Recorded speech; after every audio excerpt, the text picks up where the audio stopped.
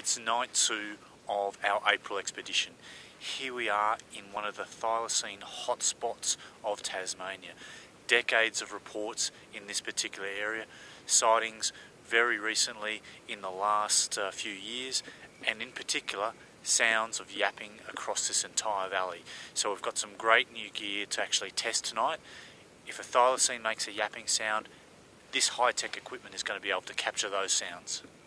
So part of that new equipment is a sound caller that can broadcast out animal distress sounds. We're also using a professional quality microphone and a professional quality digital recorder thanks to a donation from Tina Murray. We're also going to trial a military spec, Waz reckons it's Gen 2, night vision monocular. And so we should be able to see for 50-60 metres surrounding us in complete darkness.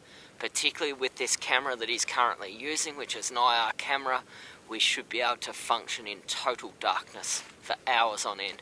It's pretty exciting stuff.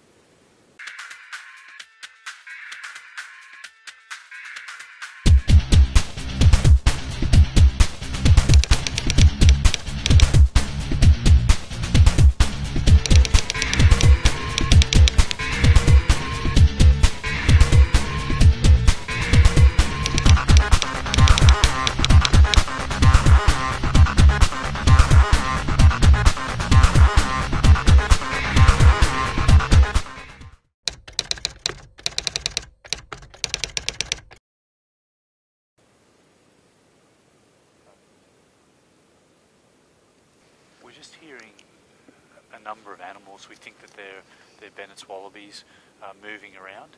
So this particular area, it's got grass and button grass that's probably up to about waist height.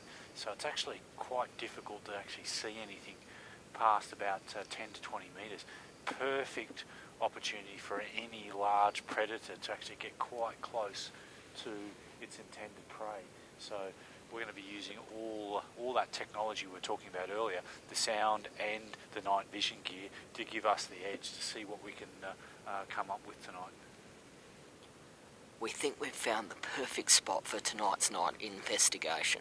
It's a mound in the middle of the button grass plain, and being a mound, it's actually quite dry, and I'm standing on a rock, which is going to be great. Gives us solid, safe footing in a very wet and quite dangerous environment.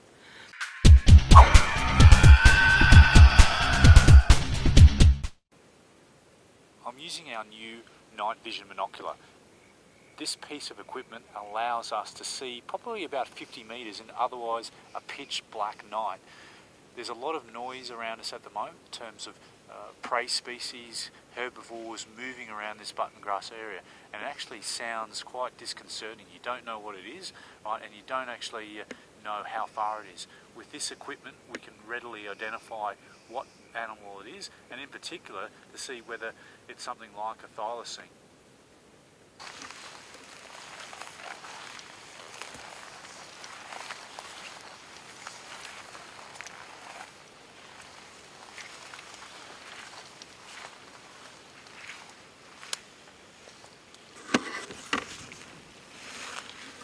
Should I just walk in front of it? Yeah, the sensor's definitely working. Oh, hang on, keep going. I can see your light there.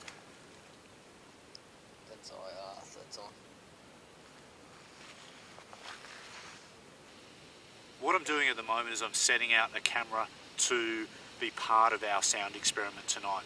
We're going to have our sound callers that will be projecting distressed animal calls out into the valley.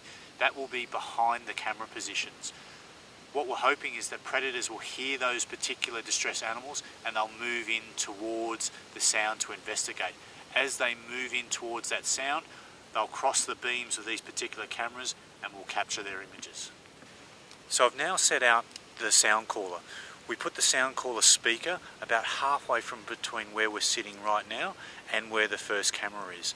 I've now got a remote. It allows me to select the particular animal that we want to use and call out into the valley, and then hopefully the animals come in response to that call. And there you can hear the crying puppy. And if I get a call back, I can just push the button remotely and it'll stop, so that we can differentiate the sound that we're making and the sound that an animal in the valley might be making in response. This is a Rode Pro Quality microphone, and this is a Zoom Pro Quality digital recorder. And I've attached the two, got some headphones on. Again, they're sort of pretty good quality headphones, and this is going to record any bounce back sounds that we may get in response to the calling device that Warren just put out.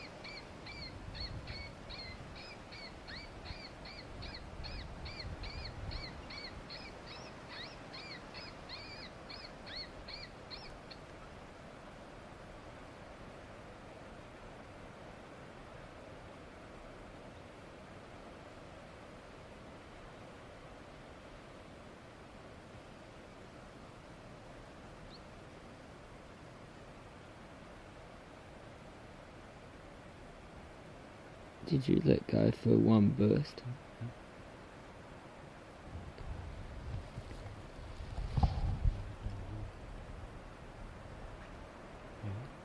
Yeah.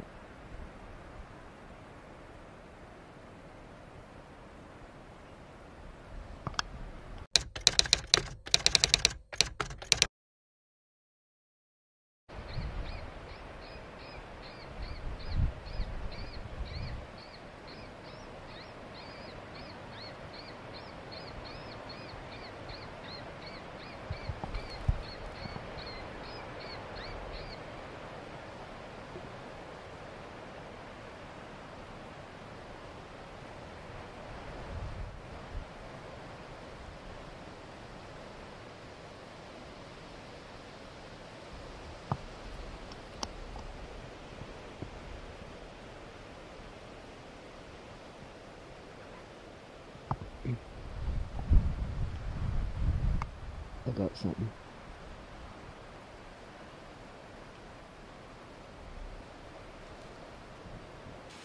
We've done about 30 replication of the distressed puppy sounds. So what we're going to do now is we're going to leave the distressed puppies call to continue on. We think that it'll probably get about 2 to 3 hours worth of battery life out of the system, and that will allow any potential predators in the area to actually focus in on that and come in and investigate further, particularly with us not being here, so our sense not being in the area. So we'll take ourselves out of the equation. The other thing that we're going to do is we're going to come back to this same location tomorrow night.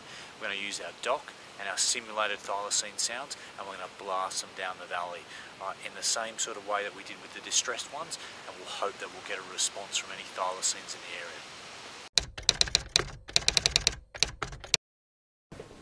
Was getting quite a collection of cameras here. Well, we've got a lot of cameras, and we put them out in the field, and we've got to review the evidence. Awesome. So what are we reviewing on this one? So we did 2 nights of sound investigations. Yep, I remember. Using the same cameras in each instance. Absolutely cue beep. Now, freezing. Yes, the cold was biting at their nether regions like a savage dog, I think we Absolutely. we said. But serious investigations require a serious attitude when it comes to combating the elements. We still sat out there for hours. Hours and hours. So, let's hope it was worth it. Night 1, rabbit caller. Let's have a look. These were sound-capable HD cameras as well. So I'll just go and open folder 1. There's new little icons that we've got that are 1080 and sound capable. They've just revolutionised our videos. And yeah, fantastic quality and sound. okay, so this is image 1. Image 1. 10 seconds. Set up. I'll turn that off. Set up 1. Yep. Move on. No one wants a setup shot. Number 2, 10 seconds. Another setup.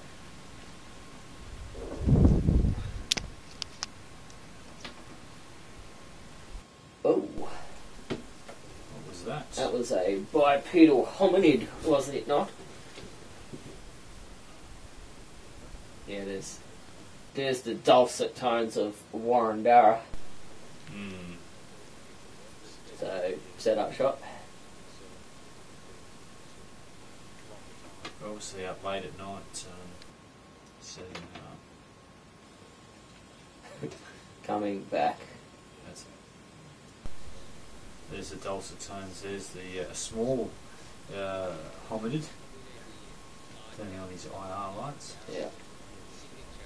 That's why it looked funny in the previous shot, because I was no doubt standing there filming, flooding it with IR, pixelating it. Yeah, you can see that it's blown out big time.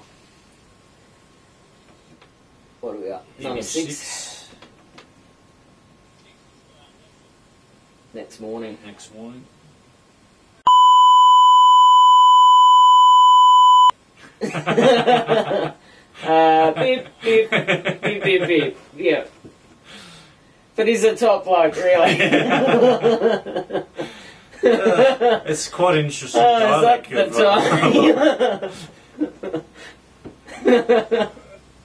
time? There's almost like a yes. I think that's a valid point. Warren can't kick because he does BJJ. He prefers to hug sweaty men. Look, don't knock what you haven't tried, Chris, is what I'd say.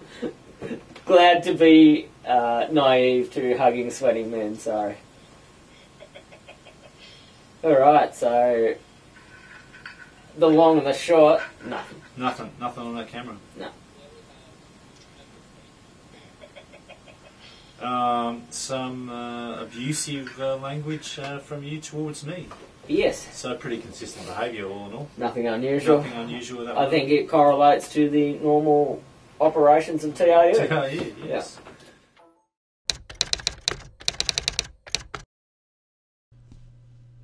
Chris has asked me to look at 2 audio files that were recorded on our nighttime sound blasting investigation. This first one. Here you can see some sign in terms of audio making registers on the actual graph here. I'll hit play. That's the Fox distress caller, and then silence. The distress caller about 20 meters away from the microphone.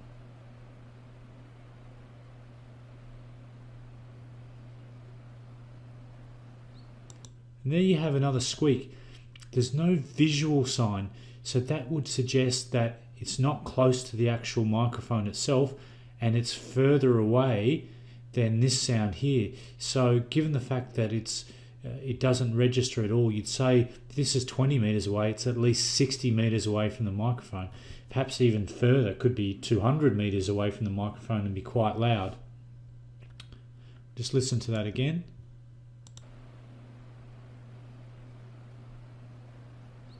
Here it is. Here it is. Interesting. Now this other one here.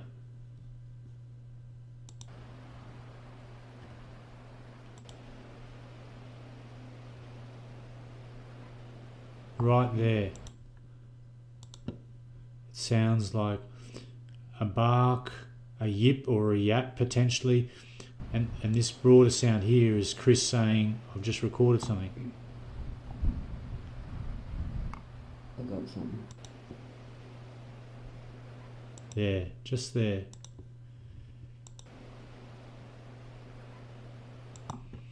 Again, you can see no visual sign on the graph. So it says that it's not close to the microphone, so it rules out sort of interference, and you can clearly hear a bit of rustling just before Chris talks. So is this something that's couple of 100 metres further up the valley in this known thylacine hotspot. It could be a yip, it could be a yap, it could be something else. By the sound and the lack of a graph, you'd have to say it's not a simple explanation like a frog, because a frog wouldn't carry for that distance, and if it was close enough to the microphone to register, then you'd probably see a visual sign of it. Is it a thylacine? Thylacines have been heard in this area. They've been reported to be in this area well past extinction. It's not far from where the last known living thylacine, Benjamin, was captured and spent its last night in the wild. Skeptometer, you'd have to say that it's low on the skeptometer, but it's something that's definitely interesting and worthy of further investigation.